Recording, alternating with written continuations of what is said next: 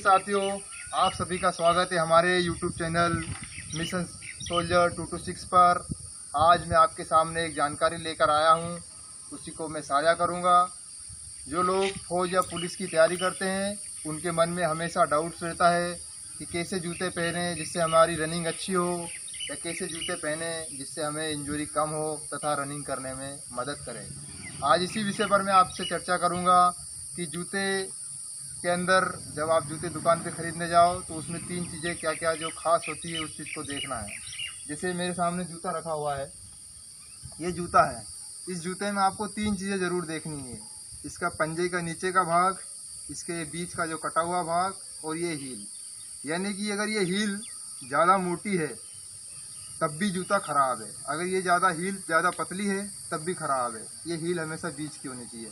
अगर ये हील मोटी होगी तो आपके पैर एड़ी की तरफ से ऐसे जब दौड़ोगे तो जूता ऐसे ऐसे करेगा। इसलिए आपको हील ज़्यादा मोटी वाली जूते नहीं लेना है। दूसरी चीज़, ये हील अगर पतली होगी तब भी आपकी एड़ी को नुकसान है, आपकी एड़ी में दर्द होगा। इसलिए ये बीच में होना चाहिए। दूसरी चीज़ों पर आ जाते हैं हम लोग, ये कटा हुआ हिस्सा। अगर ये कटा हुआ हिस्सा नहीं है तब भी आपके पैर को फ्लैट होने का डर है, आपके पैर फ्लैट हो सकते हैं। इसलिए जब भी जूते खरीदने जाओ ये कटा हुआ हिस्सा हमेशा देखो। तीसरी चीज़ मैं आपके सामने लेकर आया हूँ, वो ये है पंजे के नीचे का हिस्सा। अगर ये पंजे का नीचे का हिस्सा ज़्यादा मोटा है तब आप ज़मीन पे प्रेशर नहीं दे पाओगे, ज़मीन पे अपनी ताकत नहीं लगा पाओगे दौड़ते समय। इसलिए ये पंजे का हिस्सा ज़्यादा मोटा नहीं होना चाहिए, बीच का होना चाहिए, ना ज़्यादा पतला ना मोटा, ये बीच का होना चाहिए। कहने का मतलब ये कि जूते की बनावट इस तरह से होना चाहिए, पंजे के पास से पतला होते होते हुए एड़ी के तक ये मोटा हो जाए, लेकिन इतना मोटा नहीं कि एड़ी इस तरह से की जाए। और जो चौथी चीज़ मैं आपको बताना चाहता हूँ, ये जो जूते की जो रबड़ है ये इतनी हार्ड नहीं होनी चाहिए। अगर हम इस जूते को फोल्ड करें तो ये वापस अपने आकार में आ जाना चाहिए। यानी कि जब हम लोग ये ज़मीन को पकड़ने वाला होना चाहिए, ना कि ज़मीन पर ये बजने वाला होना चाहिए। ये हार्ड प्लास्टिक का बना हुआ नहीं होना चाहिए, सॉफ्ट का होना चाहिए, ज़मीन को पकड़ने वाला होना चाहिए। ज़मीन पर हम जब जूते के द्वारा हम पैर रखेंगे तो उस पर प्रेशर लगना चाहिए उस चीज़ का। ये चीज़ अगर ये जूते में जाली होगी तो वो जूता और अच्छा है। आप ये 5 चीज़ें को आपको हमेशा ध्यान देना है। मैं आपको दोबारा बताता हूँ, हील ना ज़्यादा मोटी हो, जूते का बीच का हिस्सा हमेशा कटा हुआ हो, तीसरा पंजे का जो नीचे का हिस्सा हो ज़्यादा मोटा ना हो, चौथी चीज़ हार्ड प्लास्टिक ना हो या हार्ड रबड़ ना हो, और पांचवी चीज़ उसमें हल्की फुल्की जाली हो।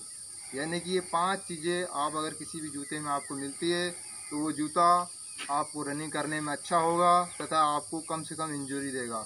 अगर आप ख़राब जूता पहनोगे आपकी एड़ी में दर्द होगा, आपकी जो सीन जो ये वाला हिस्सा है यहाँ पर भी दर्द होगा। और अगर आप जूता टाइट पहनते हो तो आपकी जो पंजे की जो ये उंगली है ये भी दर्द करेगी। यानी कि जूता कंफर्टेबल होना चाहिए। यहाँ पर मैं अपने इस विषय को ख़त्म करता हूँ।